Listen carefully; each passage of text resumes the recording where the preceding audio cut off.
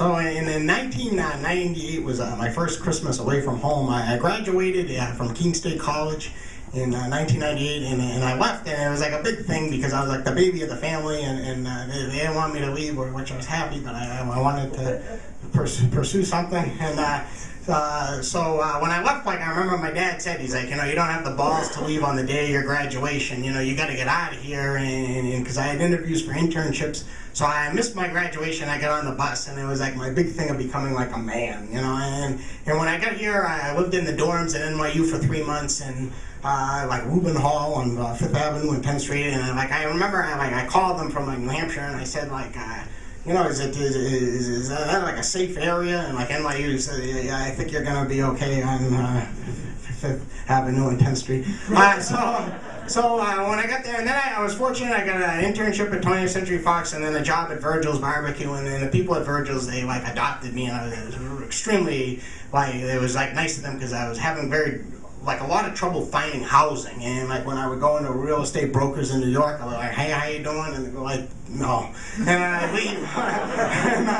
So I ended up like a couple ended up getting me an apartment in a basement apartment in Fairview, New Jersey, that was next to a cemetery. So it was a little bit depressing, but I was hungry. Adam Wade was hungry, and I was ready, and so and I was like applying for different jobs while I was waiting tables, and then in October of that year, I got my big break, and it was I got a job as a night photo editor at the Associated Press. So it was 4 p.m. to midnight, and like what I didn't know, like looking back, was the reason why these jobs were posted and stuff is that they would hire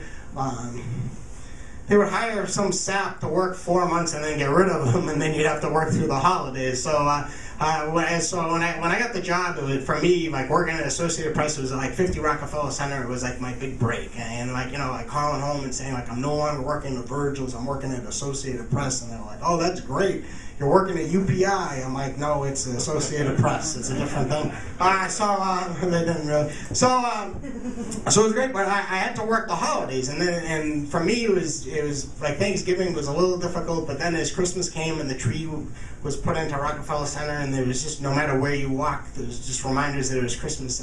I was starting to get lonely, and I was homesick. I didn't really have like a lot of friends besides like a couple people at Virgil's and stuff like that, who, by the way, would give me a free meal once a week. So thank you.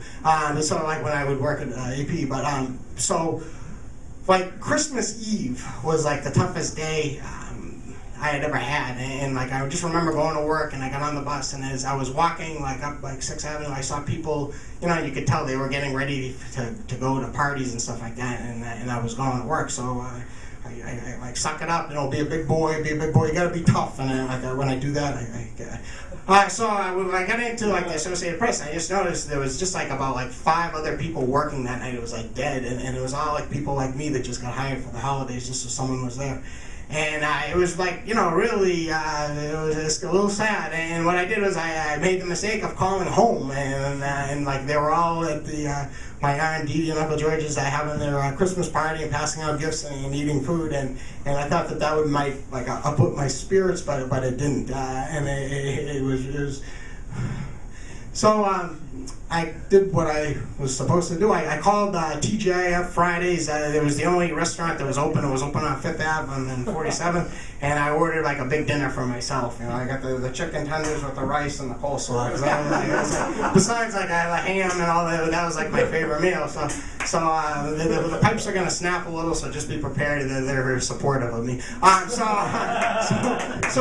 So like when the food came, I ran downstairs, and there was a Spanish delivery guy, and I was like, hey, how are you? And I don't know much better. Like, almost muy bien, too, and like we were laughing. And it was $14.80, and then like the poor guy, he was working on Christmas Eve, Adam Leeds of Sport. I gave him $20, and I said, keep the change. For me, it made me feel like a big deal, and even though I really wasn't. And so I went upstairs and to eat, and like the Very Brady Christmas was on, and like I really didn't have any work. I was just there, So I'm sitting there, and it was just kind of like, I know, like small, simple pleasures, but I was very excited because this was like one of my favorite meals. So I opened up the bag, and in the bag, I don't know if it was because like with Christmas rush or whatever, but there was only like 3 chicken tenders in there, and like I like dipping them in the honey mustard sauce, and that was missing, and there was no ketchup, and there was just like about like 10 fries, and but there was this big vat. It was like a quart of coleslaw. So I mean, I'm not a huge coleslaw fan, but I mean, well, I guess they tried to.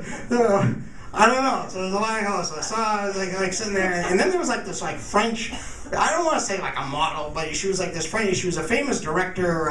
This is my daughter that worked there, and she was leaving, and she was going to go to her father and mother lived on the Upper East Side or Central Park, whatever. And they were going. She was like, "I'm going to this, this Christmas party," and I was just kind of like, "Oh, that's great. I'm just gonna go home to Fairview, my basement apartment by the cemetery. Happy Christmas!